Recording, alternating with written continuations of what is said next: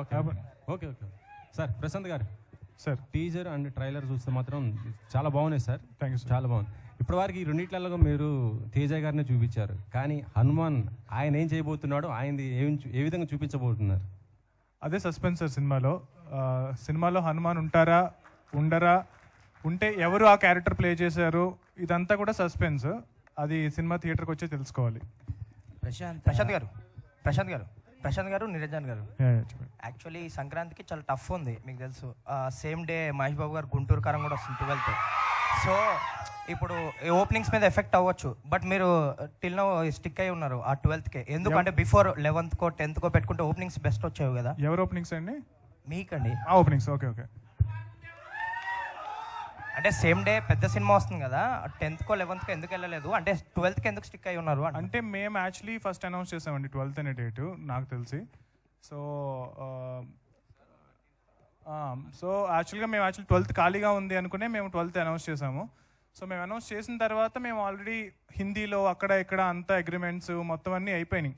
So మేము తర్వాత మళ్ళీ మారడానికి కూడా అవకాశం లేదు. సో డెఫినెట్గా మహేష్ బాబు గారు చాలా పెద్ద స్టారు. సో నేను కూడా ఆ సినిమాకి ఆ రోజు ఫస్ట్ డెఫినెట్గా చూస్తాను. అండ్ నాకు కూడా చాలా ఇష్టమైన యాక్టర్, ఇష్టమైన డైరెక్టర్, నా favourite hero. So Mahesh Babu. Prashanth గారు సార్ మనకు ఇప్పటివరకు ఇండియన్ సినిమాలో ఇలాంటి ఒకసారి ఫినిష్ చేసేస్తాను సార్. బేసికల్గా మా సినిమా ఫస్ట్ 1-2-3 డేస్ కలెక్షన్స్ మీద డిపెండ్ అయ్యే సినిమా కాదని మేము నమ్ముతున్నాం సార్.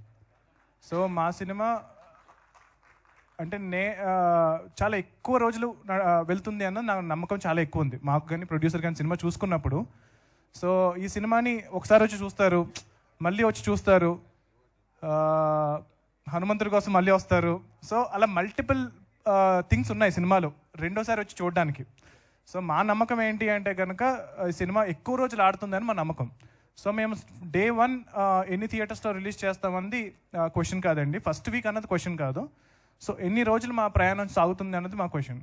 సో మా నమ్మకం మేము హనుమంతుడిలాగా చాలా చిన్నగా మొదలవచ్చు, బట్ హనుమంతుడు ఎలాగైతే ఎంత పెద్ద ఆయన అవ్వగలరో మా సినిమా కూడా ఆ రేంజ్కి వెళ్తుందని మేము నమ్ముతున్నాం.